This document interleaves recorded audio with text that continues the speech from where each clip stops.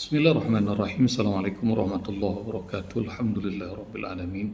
Wassalatu ala Nabi Muhammadin wa ba'du. Ini ada pertanyaan kepada saya, bagaimana caranya Ustaz untuk menguatkan hafalan Al-Quran. Saya akan berikan 3 tips cara untuk menguatkan hafalan Al-Quran. Simak ya. Yang pertama, istiqomah murojaah. Karena Allah Subhanahu wa Ta'ala semakin diulang, semakin asik, semakin nikmat. Dan ini adalah anugerah Allah Subhanahu wa Ta'ala. Coba bayangkan bahwa apa yang Allah titipkan kepada kita itu adalah anugerah yang terhebat. Karena itu jagain dengan sebaik-baiknya.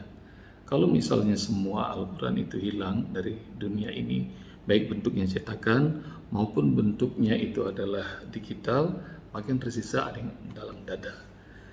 Coba upayakan istiqomah murojaah terus-menerus hingga Al-Quran nembus ke hati kita. Insya Allah semakin kita mengulangnya, itu insya Allah akan membuat hati kita akan menyimpannya dengan sebaik-baiknya. Dan istiqomah murojaah yang kedua, manfaatnya adalah kita sudah pernah dengarkan bagaimana Rasulullah SAW mengatakan bahwa setiap huruf Al-Quran pahalanya itu 10. Dan Masya Allah, kalau kita membaca, mengulang-ulangi istiqomah murojaah, 10 pahala itu akan terus mengalir, banyak menjadi pahala yang banyak, derajat yang tinggi di sisi Allah Subhanahu wa Ta'ala. Murojaah istiqomah terus menerus. Dan ini ada hadis dari Ibnu Umar bahwa Rasulullah SAW bersabda, orang yang memiliki Al-Quran seperti orang yang memiliki onta. Kalau dia mengikatnya, onta akan terjaga dengan baik. Tapi kalau dilepas, onta pun akan kabur. Demikian juga Al-Quran. Sahabat yang mulia, kalau kita mengikat Al-Quran dengan rajin murojaah, itu akan membuat insya Allah hafalan kita akan semakin kuat, akan semakin permanen. Tapi kalau malas, dia bakal terbang, dia bakal pergi, menghilang dari kita. Lalu kapan waktu yang pas untuk murojaah supaya istiqomah? Saya menyarankan kita punya jadwal yang pas untuk murojaah dan punya waktu yang jelas untuk Al-Quran. Sama seperti kalau kita makan, ada makan pagi, makan siang, makan malam. Murojaah dan jatah Al-Quran juga perlu seperti itu. Kalau ada waktu untuk ziyadah nambahkan Al-Quran di waktu tertentu, maka ada waktunya juga untuk kita murojaah. Saran saya, waktu yang pas untuk ziyadah dan murojaah bisa ba'da subuh atau sebelum subuh yang pertama, yang kedua ba'da asar, yang ketiga ba'da maghrib. Itu waktu-waktu yang pas untuk murojaah. Nah, untuk supaya murojaah kita ini makin asik, makin nikmat, variasikan cara murojaah. Dengan cara apa? Murojaah itu saran saya dengan suara. Boleh dengan suara pelan ataupun dengan suara nyaring. Jadi lakukan murojaah dalam kondisi yang asik, yang enak. Dan bisa juga dengan berkegiatan, misalnya sambil membersihkan tempat, menyapu, mengepel, atau cuci piring misalnya. Selagi bukan di tempat-tempat yang terlarang seperti kamar mandi. Atau juga sambil olahraga, biasanya Ustaz akan murojaah hafalan itu, apalagi hafalan yang baru, sambil jalan kaki, jalan santai, jogging, dan insya Allah akan lebih bermakna olahraga itu. Tips yang kedua untuk bisa menguatkan hafalan kita adalah manfaatkan waktu luang. Seperti misalnya saat kita sholat ya, saat sholat lakukan murojaah, baik sholat wajib maupun sholat sunnah. Dan apalagi kalau surat-surat yang baru kita hafal, nikmati itu. Termasuk juga hafalan yang sebelumnya kita ulang-ulang dalam sholat.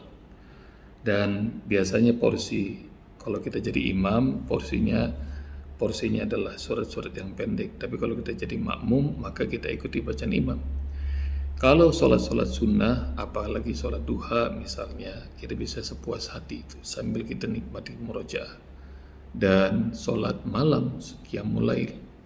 Dan lihat bagaimana qiyamul lail, firman Allah Subhanahu wa Ta'ala, warattilil Qur'ana tartila. Jadi baca Al-Quran yang nikmat, yang tartil ketika kita melakukan qiyamul lail yang panjang. Dan itu juga dilakukan oleh Rasulullah SAW dalam sholat malamnya. Huzaifah Abdullah bin Mas'ud menyampaikan bahwa Rasulullah kalau sholat malam itu panjang. Pernah Huzaifah ikutan sholat malam Rasulullah SAW. Habis surah Al-Fatihah, Rasul baca surah Al-Baqarah. Lalu kemudian surat An-Nisa. Lalu Rasulullah SAW baca surah Ali Imran. Maknanya Rasulullah melakukan murojaah yang nikmat, tartil bacaan Al-Quran ketika sholat malam. Jadi nikmati waktu luang kita untuk murojaah di waktu yang nikmat. Apalagi sholat sunnah, sholat malam khususnya. Selanjutnya untuk memanfaatkan waktu luang, nih telinga kita mahal harganya. Maknanya jangan biarkan suara-suara masuk dengan gratis ke telinga kita. Kalau gitu manfaatkan telinga ini untuk mendengarkan aplikasi-aplikasi Al-Quran. Biasanya Usbok menggunakan Quran Base atau aplikasi Quran yang dari Saudi Arabia atau aplikasi buatan Indonesia milik sahabat Usbok. Aplikasi namanya Hatam Ustadz Abdul Latif. Jadi dengarkan sambil murojaah. Biasanya dalam kita berkendara, kita berkegiatan. Kalau Usbok sedang berkendara, maka siapkan surat apa yang mau diperdengarkan. Meskipun itu murojaahnya murojaah pasif. Jadi ada murojaah aktif, yaitu kita sendiri membaca. Kalau misalnya kita salah, lihat mushaf, kita perbaiki lagi. Maka kalau ini dengan aplikasi, namanya murojaah pasif. Usbok biasa melakukannya itu ketika berkendaraan atau bahkan menjelang tidur. Jadi kalau buka aplikasi misalnya YouTube pengen murojaah surat Yusuf, buka surat Yusuf surat 12, lalu dengan qori yang dipilih, yang disuka, nah nikmati sampai tertidur. Nah selanjutnya supaya kita memanfaatkan waktu luang dan menguatkan murojaah, asiknya murojaahnya itu berjamaah. Kita pilih, kita ajak teman meskipun cuma satu orang, satu dengan satu berjamaah. Baik kita saling baca bareng atau meneruskan ayat atau tebak-tebakan ayat. Jadi bikin yang bagus, yang bermanfaat, yang seru hingga akhirnya akan hilang rasa bosan. Jadi kalau berjamaah itu insya Allah kita akan kuat. Dan kalau misalnya sendirian itu gampang sekali dibuat malas oleh setan. Kalau berjamaah insya Allah akan lebih kuat lagi. Caranya adalah ajak siapapun, apakah anggota keluarga kita atau teman kita yang hafalannya sama dan dia punya hafalan sama dengan kita. Misalnya dia hafal surat Maryam, kita surat Maryam, kita mau murojaah, kita ulangi surat Maryam bersama-sama dengan dia. Kalau dia lupa kita bisa ingatkan, kalau kita lupa diingatkan oleh sahabat kita. Pokoknya kalau murojaah di waktu luang dan dilakukan secara berjamaah, insya Allah akan lebih menguatkan. Tips nomor 3 untuk menguatkan hafalan Al-Quran kita dengan banyak doa dan riyadhah, membersihkan hati dan diri kita di hadapan Allah Subhanahu wa taala. Doa itu minta mohon pertolongan sama Allah Subhanahu wa taala agar kita dipantaskan mendapatkan ayat-ayat Allah, mendapatkan firman-firman Allah. Jadi Al-Quran itu milik Allah dan hanya orang-orang yang Allah pilih untuk mendapatkan Al-Quran.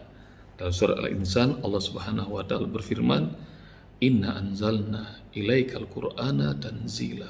Sungguh kami telah turunkan Al-Quran kepadamu Muhammad dengan sebenar-benarnya, tanzila. Jadi maknanya hanya hamba-hamba yang Allah pilih yang Allah titipkan Al-Quran kepadanya. Dan kalau itu dititipkan kepada Rasulullah, maka ini juga sekarang dititipkan kepada umatnya Rasulullah. Dan kalau kita pengen untuk mendapatkan titipan Allah yang amat berharga namanya Al-Quran, mohon doa, minta sungguh-sungguh sama Allah Subhanahu wa taala. Perlu juga riyadhah, tazkiyatun nafs, membersihkan diri dengan cara memperbanyak amalan-amalan sunnah yang Allah sukai. Apakah itu puasa sunnah, Senin, Kamis, puasa Ayyamul Bid, puasa Daud dan macam-macamnya, sesanggup kalian untuk melakukannya. Kenapa? Karena makin bersih hati jiwa kita, maka Allah akan semakin ridho nitipkan Al-Quran pada kita. Juga perbanyak zikrullah karena sesungguhnya zikir itu lawannya adalah ghaflah. lawannya adalah ghaflah atau nisyan, lupa. Zikir adalah ingat, ini nisyan adalah lupa atau ghaflah. Maka supaya kekuatan kita untuk bisa menghafal itu perbanyak zikrullah. Apakah itu tasbih, tahmid, takbir, tahlil, salawat pada Rasulullah, istighfar, ataupun zikir apa saja. Dan yang terakhir ini, untuk supaya bisa mendatangkan rahmat Allah Subhanahu wa taala dengan cara doa dan riyadhah, maka perbaiki akhlak kita. Jadi akhlak kita harus sesuai dengan apa? Dengan apa yang disampaikan oleh Al-Quran. Jadi apa yang dicontohkan Al-Quran, diperintahkan Al-Quran, kita amalkan. Apa yang dilarang oleh Al-Quran, kita tinggalkan. Karena banyak sekali di dunia ini orang yang menghafal Al-Quran, tapi akhlaknya tidak sesuai dengan Al-Quran. Rubbal qari Al-Quran, wal Quranu yal'anu. Banyak yang baca Al-Quran, kata Rasulullah, tapi Al-Quran melaknatnya. Nah, itu 3 tips untuk menguatkan hafalan Al-Quran kita dengan murojaah. Dan semoga Allah Subhanahu wa ta'ala meridhai ikhtiar kita untuk menjadi ahlul Quran. Allahumma rahamna bil Quran. Sampai jumpa lagi dalam episode berikutnya. Assalamualaikum warahmatullahi wabarakatuh.